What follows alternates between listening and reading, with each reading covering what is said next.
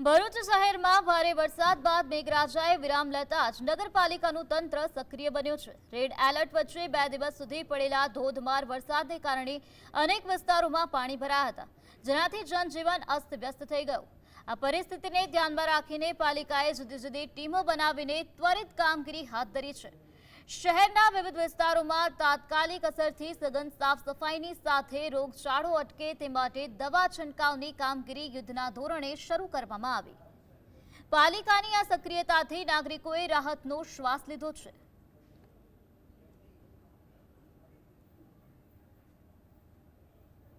ભરૂચ નગરપાલિકાના કર્મચારીઓ, ભરૂચ નગરપાલિકાના પદાધિકારીઓ શ્રીઓ દ્વારા વિવિધ વોર્ડોમાં સફાઈની કામગીરી ચાલુ રહી છે, દવા છંટકાવની કામગીરી ચાલુ રહી છે, કેમ કે પ્રજાજનોને રોગચાળો ના ફેલાય તે માટે સતત વોર્ડોમાં દવા છંટકાવની કામગીરી નગરપાલિકા ટીમ કરી રહી છે।